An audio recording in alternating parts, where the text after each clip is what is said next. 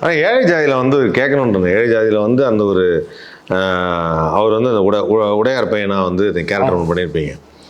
இந்த சமூகங்கள் பற்றி பேசுறது, இவர் வந்து உடையாரோட பையன், நீ இப்படி இருக்கலாம் அப்படிங்கிறது அப்போல்லாம் வந்து யாரும் அதை பெருசாலாம் சொல்ல மாட்டாங்களா? எதுக்காக அந்த ஒரு பர்டிகுலர் சமூகத்தை சொல்கிறீங்க? இல்லை சார், அப்போ வந்து நான் உடையார் சமூகத்தை சொல்லலை. உடையார் இருந்தார்ல, ராமச்சந்திரா காலேஜ் ஓனர் உடையார். ஓகே, அதை பேஸ் பண்ணது. அவர் வந்து அப்போ வந்து அவர் மக்கள் மத்தியில் ஒரு டெரர் ஃபிகராக இருந்தார். அரசியல்வாதி மத்தியிலையும் இதுலையும் டெரர் ஃபிகராக இருந்தார். எம்ஜிஆருக்கெல்லாம் ரொம்ப வேண்டியவராக இருந்தார். வேறு வேறு இதெல்லாம் சொல்லுவாங்க, அவரை பகைச்சிக்கிட்டா இல்லை அவர் யார் மேலேயும் கோவப்பட்டால் நடக்கிறதே வேறு அப்படின்லாம் சொல்லுவாங்க. அந்த ஒரு பயம் வரட்டுங்கிறதுக்காக உடையாருன்னு வச்சுட்டேன். ஓ சரி, அதுக்கு அப்போஸ்லாம் எதுவும் பண்ணல. சொல்கிறேன் கேளு உங்களுக்கு. இது உடையாருன்னு வச்சுட்டேன். சரி, வச்சது இல்லாமல் இவர் எம்எல்ஏ அடிச்சிருவார் விஜயகாந்த். எம்எல்ஏ அடித்ததை அரெஸ்ட் பண்ணிடுவாங்க. இப்போ செந்தில் போலீஸ் ஆஃபீஸர், இவர் வந்து பேர் உன் பேர் சொல்லுவார், அப்பா பேர் உடையார். எது எந்த உடையார் அப்படின்றதுமே சொன்னதுமே இவர் ஆடிடுவார் செந்தில். எது உடனே ஃபோன் அடிப்பார். அவர் பெரிய ஆஃபீஸர், சார் அவர் உடையார் பயணம் சார். உடனே அவர் அடிப்பார், சிஎம்க்கு அடிப்பார், சார் அவர் உடையார் பயணம் சார். யோ உடனே முடியா அப்படின்பார். இப்போ உடனே விட சொல்லி செந்தில் விட சொல்லுமா, நீங்கள் போங்க சார்.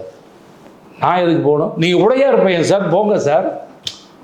நான் தப்பு பண்ணலன்னு சொல்லி போ, அனுப்பு, நான் போகிறேன். நீ உடையார் பையனுக்கு அனுப்பாதான் நான் போக மாட்டேன்னார்.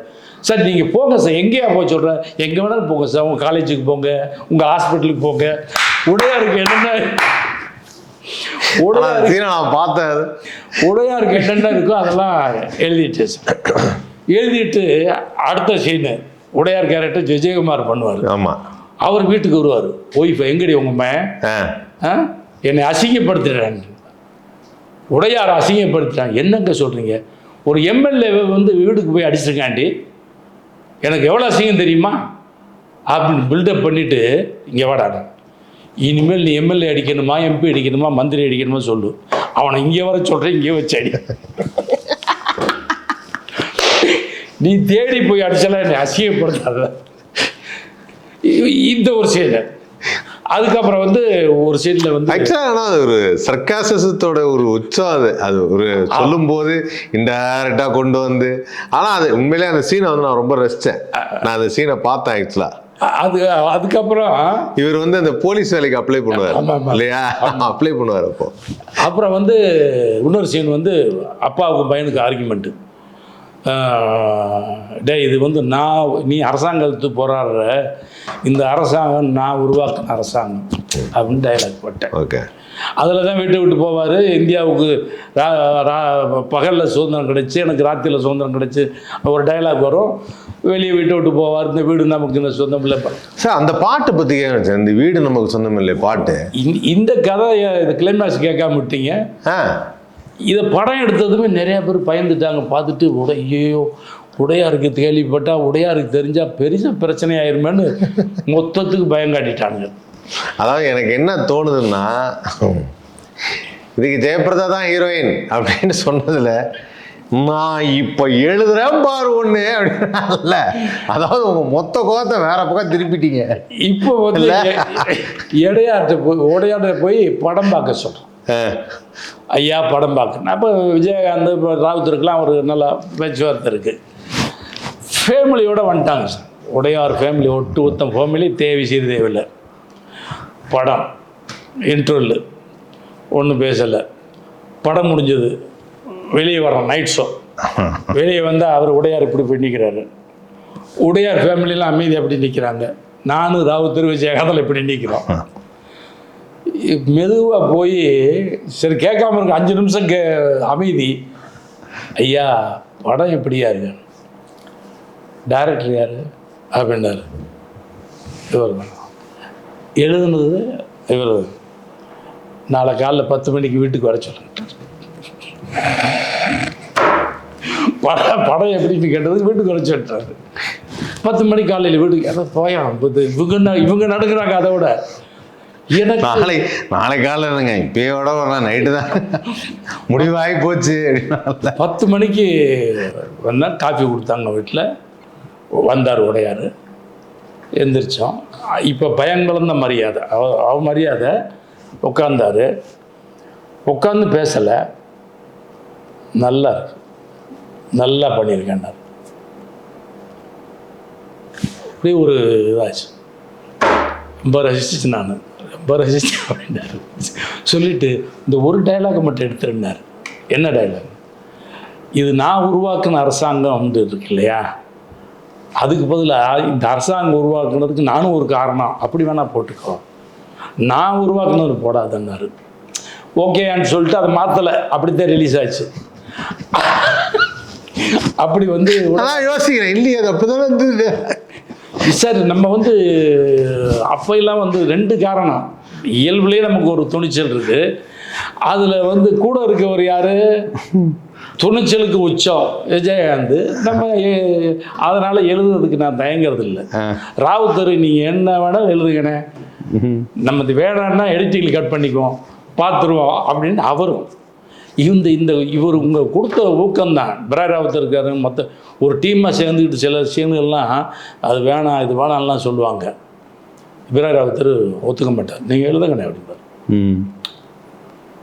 பூந்தோட்ட காவலுக்காரலாம் அந்த கிளைமேக்ஸில் விஜயகாந்த் அவர்களை குத்தி, அவர் அந்த குத்துப்பட்டதோட கல்யாணம் பண்ணி வைப்பார் இளம் ஜோடிக்கு. அப்போ வந்து நான் வந்து நான் வாழ வைப்பேன்னு ரஜினி சிவாஜி நடித்த படம் இருக்குது. அந்த துப்பாக்கி புனையில் வச்சுட்டு கொஞ்சம் அந்த சூனாக போகும்போது டக்குன்னு வில்ல எந்திரிக்க பார்ப்பான், டப்புன்னு துப்பாக்கியை இதாக வச்சுருவார். அதை அப்படி தூக்கி வச்சேன், பயங்கர கிளாப்ஸ். ஆமாம், அது நல்லாயிருக்கும் சொல்லி தான் வச்சேன். இப்போ ராவுத்தர் கேட்குறாரு, இதில் விஜயகாந்த் மக்கள்கிட்ட பேசுகிற மாதிரி இருந்தால் எப்படி இருக்கும் அங்கே இருக்கவங்கள்ட்ட. இப்போ பார்த்தீங்கன்னா குத்து போட்டு உட்காந்துருக்காரு, அங்கே போய் பேசிக்கிட்டு இருக்கு அப்படின்ட்டு எல்லாம் வேணான்னாங்க. என்னை கேட்டார், நல்லா தானே இருக்குன்னு, எழுதிட்டு வாங்கன்ட்டார். அதே போல் மறுநாள் எழுதிட்டு வந்து படித்தேன், எடுக்கான்ட்டார். அந்த அந்த அந்த டயலாக்கையும் அவ்வளோ ரசித்தாங்க. அது அப்படி அவர் கொடுத்த உரிமை, சில விஷயங்கள் இதுதான் வேணுங்கிறது, இந்த மாதிரி. இப்போ இந்த ஏழை ஜாதி கேட்டிங்களே, நான் வீடு நமக்கு ஆமாம், அது ரொம்ப முக்கியமான ஒன்றுண்ணே. அந்த படத்தில் வந்து விஜயகாந்த் சாரை வந்து நீங்கள் லைவாகவே வெளியில் வந்து நடக்க வச்சு பொதுமக்களுக்கு நடுவில், ஏன்னா அந்த பாட்டு வந்து ஒரு 2-3 ஷாட்டு க்ரௌடு எடுத்திருப்பீங்க, அந்த குப்பத்தில் இருக்கிற மாதிரியே அந்த க்ளோஸ் ஷாட்லாம். ஆமாம். பட் ஒரு பர்டிகுலர் இடம்லாம் நான் வந்து பார்க்கும்போது லிட்டரலாக வந்து எனக்கு நல்லா தெரியும், அந்த உதயம் தேட்டர் பக்கத்தில் இப்படி நடந்து வர்றதுன்னுவாங்க. அந்த இடத்துல இப்படி நடந்து வரும்போது ஃபுல் க்ரௌட் அப்படியே டக்கு டக்குன்னு ஓடி போய் எல்லாம் கை கொடுப்பாங்க, எல்லாருக்கும் வணக்கம் சொல்ல எல்லாரும் கை கொடுப்பாரு. அந்த இது வந்து அப்படியே லைவாக இருந்தது. எப்படி வந்து ஒரு இப்போ கேப்டன் ரமாரன் வரும்போதே வந்து விஜயகாந்த் சார் வந்து உச்சம், மாஸ் ஹீரோ. ஆக்சுவலாக அவர் வந்து அது எப்படி சொல்கிறதுனா, ஒரு ஆடியன்ஸ் மத்தியில் பொதுவாகவே சொல்லுவாங்க, ஒரு பக்கம் ரஜினி ஒரு பக்கம் கமல் இருந்தப்போ நடுவில் தனக்கான இடத்த மிகப்பெரிய உயரத்தில் பிடிச்சது வந்து கேப்டன். கீழ் மட்டும் நடத்துகிற மக்கள் பார்த்தாவே அவரை உசுரா நினைக்க. அப்படி ஒரு டைமில் பர்டிகுலராக அந்த டைமில் வந்து இது எப்படி லைவாக அவங்களுக்கு ஷூட் பண்ணணும்னு தோணுச்சு. 2 விஷயம் சார். நான் என்ன பண்ணேன், இப்படி ஒன்று எடுக்கணும்னா பப்ளிக்கில் என்ன எப்படி எடுப்பீங்கன்னு கேட்டார். அதெல்லாம் வேணான்னு சொல்ல, எப்படி எடுப்பீங்கன்னு கேட்டார். வட சென்னையில் 2 இடம், அங்கே இடம், ஒரு 6-7 இடம் ஃபிக்ஸ் பண்ணிக்கிறோம். கேமரா வச்சிடுறேன், யாருக்கும் தெரியாது. உங்களை இறக்கி விட்ருவோம் காரில், நீங்கள் பாட்டுக்கு போங்க, சாதாரண ஒரு மனுஷன் மாதிரி போங்க. எப்படி பார்ப்பானுங்கள்ல, விஜயகாந்த் அப்படிம்பானுங்க, உடனே போவானுங்க, கை கொடுக்குவானுங்க. அந்த ரியலாக இருக்குங்க. ஒரு பொம்பளைலாம் குதிச்சுட்டு வரும் விஜயகாந்த் பார்த்துட்டு வரும். ஆமாம், இதை என்ன பண்ணோம், அவ்வளோதான் எடுத்துகிட்டு கட்டு, இவரை வண்டி ஏற்றி அனுப்பிச்சு இன்னொரு இடத்துக்கு நாங்கள் சொன்ன ஃபிக்ஸ் பண்ண இடத்துக்கு அனுப்பிச்சிடுறது, கேமரா தூக்கிறது, அந்த இடத்துல ஃபிக்ஸ் பண்ணுறது, இறக்கி விடுறது, அங்கே எடுக்கிறது. இப்போ நீங்கள் பார்த்தீங்கன்னாவே கூட்டம் கொஞ்சமாக இருக்கும், அப்புறம் அதிகமாகும், அது அதிகமாகும். அப்படிங்கிற மாதிரி எடுத்தால் உண்மையிலே அது வந்து நேச்சுரலாகவே ஒருத்தன் தலைவனாக உருவாகுறான். அற்புதமான ஒரு சாங் உண்மையிலே, அது கரெக்ட். நீங்கள் அதான் சொன்னது, ஒருத்தருடைய பப்ளிக் இமேஜ் என்ன, பப்ளிக்கில் அவங்க எப்படி இது பண்ணுறாங்க அப்படிங்கிறதுக்கு அந்த ஒரு பாட்டு, அந்த ஒரு காட்சி. அந்த வாலியும் பிரமாதமாக எழுதியிருப்பார் வார்த்தைகள் போட்டு. அப்படி வந்து அது வந்து கடைசியில் வருவார், அந்த குப்பத்துக்கு வருவார். அப்போ தான் சொல்லுவார், நான் இங்கே இருங்க அப்படின்ட்டு மக்கள் தலைவனாக உருவாகிறாரு அப்படிங்கிறது தான் அது கான்செப்ட். இது உருவானதுமே ஒரு சுச்சுவேஷனில் இந்த கவர்மெண்ட்டை எடுத்து போராடுற மாதிரி வந்துடுவார். இந்த கவர்மெண்ட்டை எடுத்து போராடுற மாதிரி வரும்போது உண்ணாவிரதம் இருக்கார். உண்ணாவிரதம் பார்த்தீங்கன்னா க்ரௌடு இல்லையா, உண்ணாவிரதம். அந்த உண்ணாவிரதத்தில் என்ன சொல்லிட்டேன், ஜூனியர் ஆர்டிஸ்ட் ஒரு பேர் பீச்சில் எடுக்கிறான், அந்த உழைப்பாளர் சிலை பக்கத்தில். அப்போ என்ன சொல்லிட்டேன்னா, அந்த நம்ம போலீஸ் போட்டிருந்தோம், ஜூனியர் ஆர்டிஸ்ட் போலீஸு, அவர் அரெஸ்ட் பண்ணி கூட்டு போகிற சீனு, எப்படியும் இந்த நம்ம 100 பேர் மட்டும் முன்னால் போயிருங்க, மற்றவங்க இருக்காங்க இல்லையா, பீச்சுனாவே ஒரு கூட்டம் வந்திருக்கும்ல, மற்றவங்கெல்லாம் அவங்கள சும்மா துரத்துற மாதிரி துரத்தி, லேசாக அடிபட்டாலும் பரவாயில்ல துரத்துங்கன்னு சொல்லி இன்ஸ்ட்ரக்ஷன் கொடுத்துட்டேன். நீங்கள் அந்த இன்ட்ரோல் சீன் அது நீங்கள் பார்த்தீங்கன்னா தெரியும். இவரை போலீஸ் வந்து ஏற்றிட்டு போகும், ஜீப்பில் ஏறும், இவங்கெல்லாம் ஏற்ற விட மாட்டாங்க, முன்னால் இருக்கிறது பூரா நம்ம ஆளுங்க, பின்னால் இருக்கிறதெல்லாம் பார்த்தா இது ஷூட்டிங் பார்க்க வந்தவங்க. இங்கே அடிக்க ஆரம்பித்தாங்கல்ல, செதறி ஓடினா செருப்பு அதெல்லாம் விட்டு போய் பார்த்தா அந்த நிஜமாகவே ஒரிஜினல். அது அன்னைக்கு இந்து பேப்பரில் எழுதியிருந்தான். இந்த விஷயம் மட்டும் இல்லை, இந்த க்ரௌடு மேட்டர்லாம் எழுதி இதெல்லாம் எப்படி எடுத்தாங்கன்னு எழுதியிருந்தான் இந்து பேப்பரில். கோயம்புத்தூரில் எடுத்தான். கோயம்புத்தூர் நீங்கள் ஒரு சீன் பாருங்கள், ஆர்வி ஹோட்டலில் தங்கியிருந்தோம். ஆர்வி ஹோட்டலில் அவர் தங்கியிருக்காருன்னு தெரிஞ்சதுமே ரசிகர்கள் இதுக்கெல்லாம் பெரிய அளவுக்கு கூட்டமாகி போச்சு. அதுக்குள்ளே கூட்டத்துக்குள்ளே நிற்க வச்சு ஒரு ஷாட் எடுக்கணும்.